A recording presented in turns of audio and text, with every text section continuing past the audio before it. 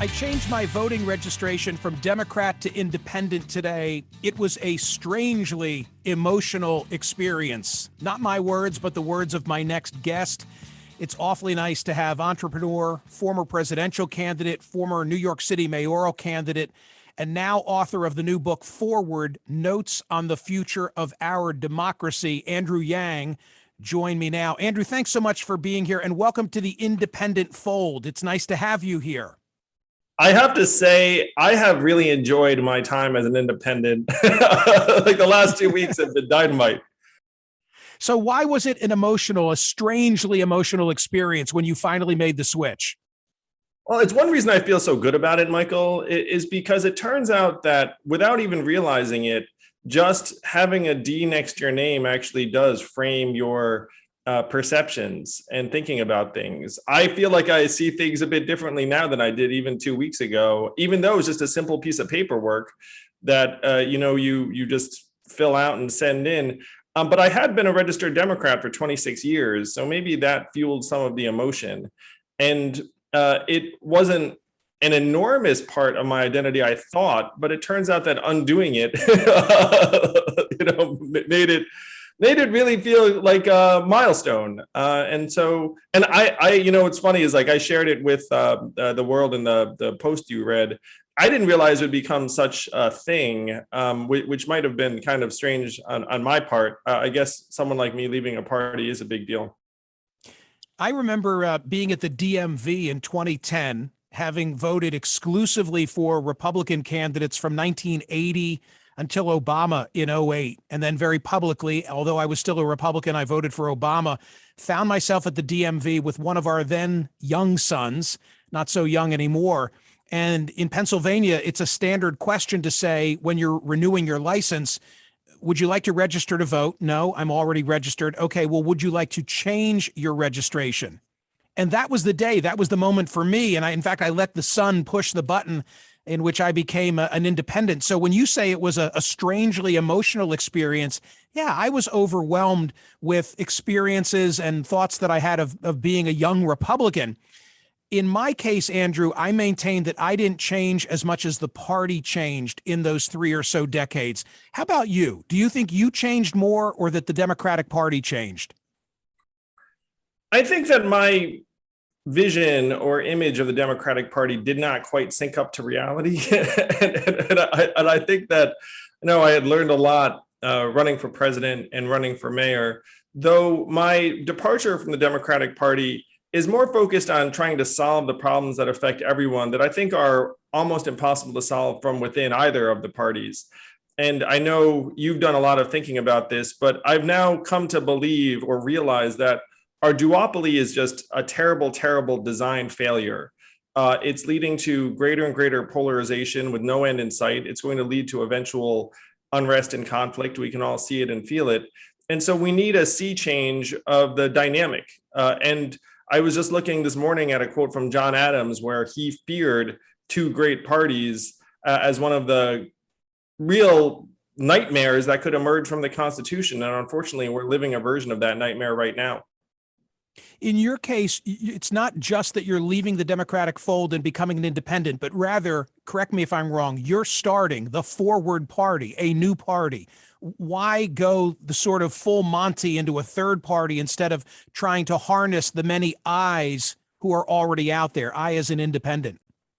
Oh, well, hopefully a lot of the eyes will come check out the Forward Party. But if you look at the numbers, a record 62% of Americans want an alternative to the two major parties. 60% say both parties are out of touch.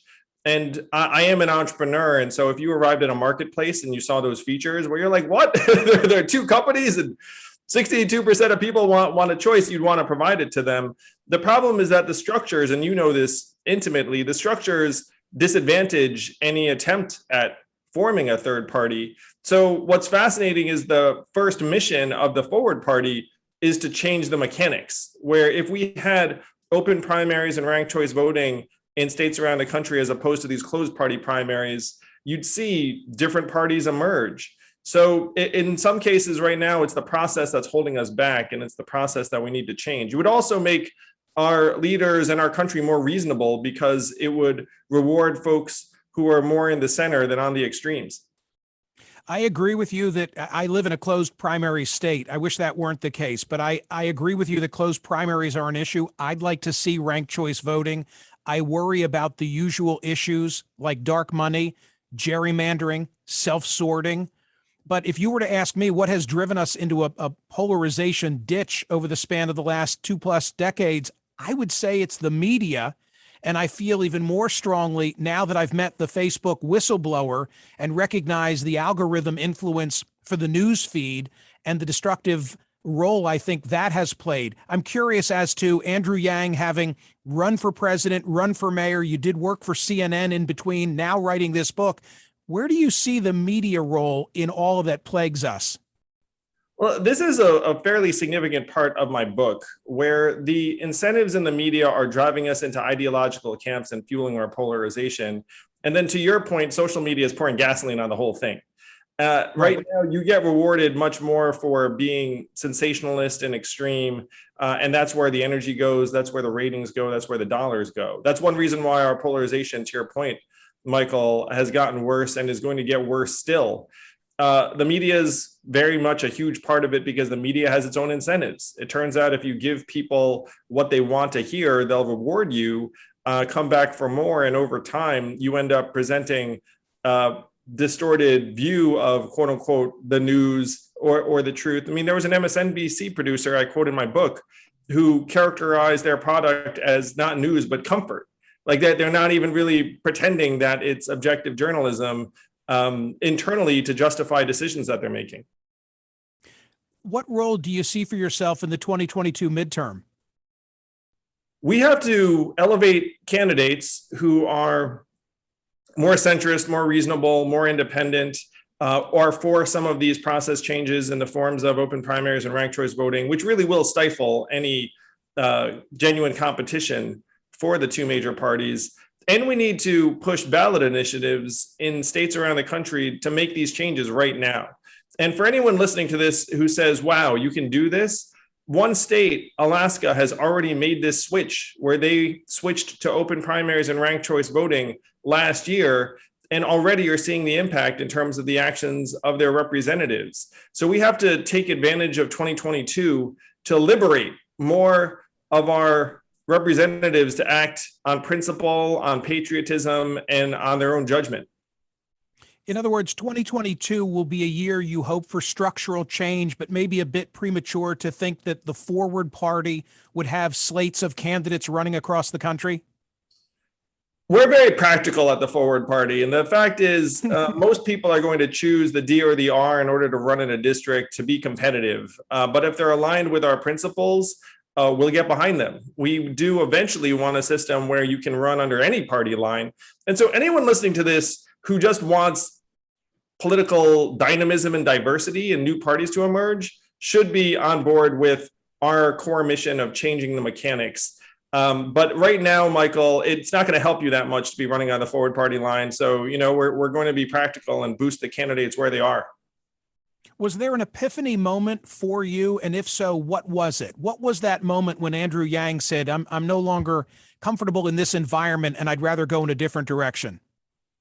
Oh, running for president, it was go, go, go, 100 miles an hour. And then when I came off the trail, I wrote this book, Forward, Notes on the Future of Our Democracy. And the book was trying to process what the heck I'd just been through and what I'd learned. And what I'd learned was some of the things you just described in terms of the polarization of the media and social media's corrosion of our democracy and our public consensus.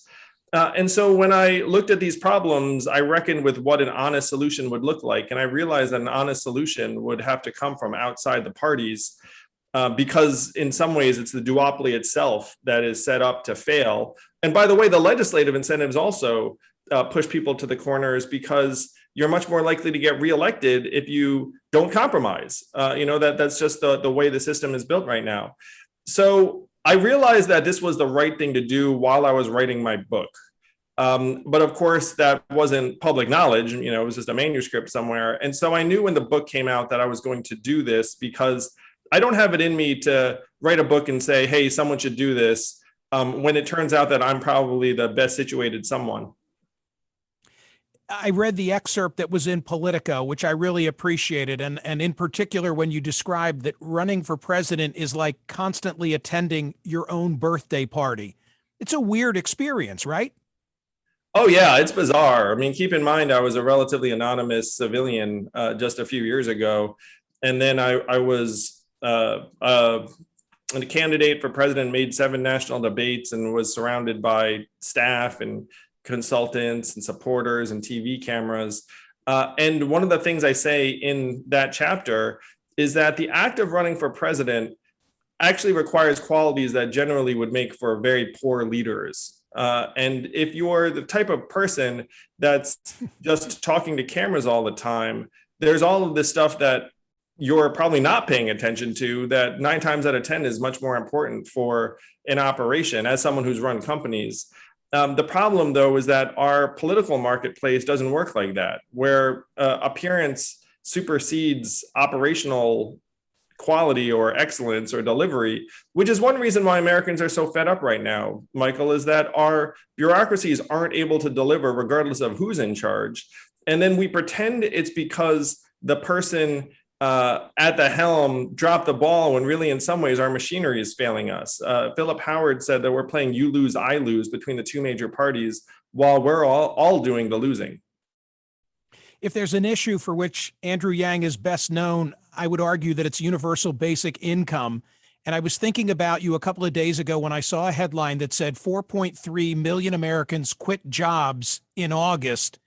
The job openings at that time, roughly 10.4 million. Those looking for work, roughly 8.3 million, meaning the data suggests there's a job out there for everyone today who is unemployed. Here's the question for Andrew Yang. Are these the sort of dynamics that caused you initially to first take seriously the idea of universal basic income? In other words, are we seeing coming to fruition what you forecast? We are seeing the acceleration of the automation of a lot of jobs in the economy. When I was running for president, I was pointing out that we'd automated away 4 million manufacturing jobs that had blasted away entire communities in the Midwest in particular. And now we can see that that's happening more and more as people are working remotely. A lot of urban commercial real estate is still idle because people aren't back in the office through the pandemic. And companies are doubling and tripling down on AI and software and robots. We can see it and feel it around us. So unfortunately, the future I'd projected is speeding up and here with us. It's one reason why I think we do need to think bigger about how to manage this transition and also not tie the money people are getting to not working, which is really the way a lot of our programs are designed. If you get unemployment benefits right now, and I have young acquaintances who are in this boat, you are getting paid as long as you don't have a job. And so they're waiting for those benefits to elapse. I think if we were to tailor those benefits, scale them down, and then say, look, you can keep the money if you find a good opportunity, they'd be looking a little bit sooner. What I think I hear you say is that the pandemic accentuated what you already knew was coming.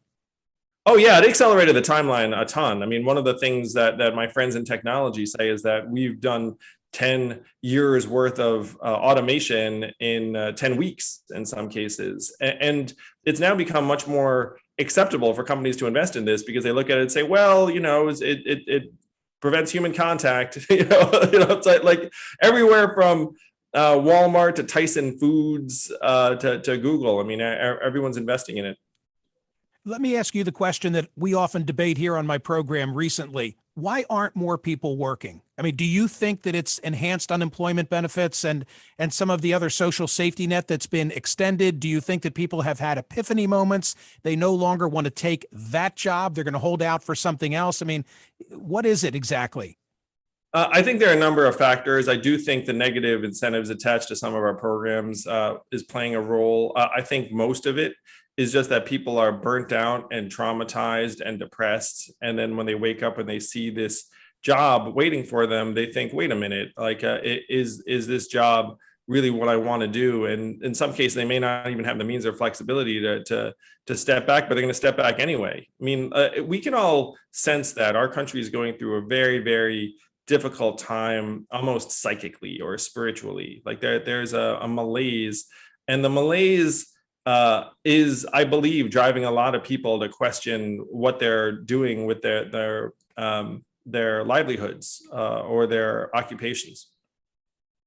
Andrew, thanks for being so gracious with your time. The book, by the way, Forward, Notes on the Future of Our Democracy. Just a final subject area, if I might. The failure of Joe Biden to be able to claim a win for the $1.2 trillion infrastructure package, that which got through the U.S. Senate with 19 Republican votes, and seemingly, if they could only bring it to a vote, would be able to get through the House of Representatives. Is that not the embodiment of the sort of problems that you identified that caused you to say, I've got to go in my own direction and form a new party? In other words, there's such support in the nation for rebuilding broadband and bridges and roadways, and yet they can't even get that done because of partisanship and inter-party fighting. 100%, Michael. And one of the things I'm pointing out every chance I get is that the national approval rating of the U.S. Congress right now is 28%. The re-election rate for individual members of Congress is 92%, sky high. So you have to ask yourself, wait a minute, if you're not delivering in a way that makes us happy, why do all of you get to keep your jobs essentially forever? And the answer is that the game is not delivering for the general public. The game is navigating the 10 to 20% most extreme voters who are in the party primary system that determine, by the way, 83% of these seats, because 83% of these seats are either safely blue or safely red. So in that environment, you have very little incentive to compromise, and you have irrational outcomes like this. Like, everyone wants infrastructure. It was signed off on by, as you said, many Republicans, and we're not able to get it done because of the internal machinations. And a lot of Americans, unfortunately, are just looking up and throwing up their hands. The thing I'm going to say to people, and this is what my book's about, is that the system is going to keep failing us because it is designed to fail us. That is the revelation I had. And the only chance we have is to get into the guts and redesign the incentives. People are rational. We're at a point in American life where if everyone does what's in their interest, we are sunk. We have to change their interests so that they line up with the American people, and do it as quickly as possible because we do not have a whole lot of time. I'm hopeful that your intelligence and your data is going to shake this thing up. It would really be a welcome change. Thank you, and all good things for your book. Thank you, Michael. Really appreciate this opportunity.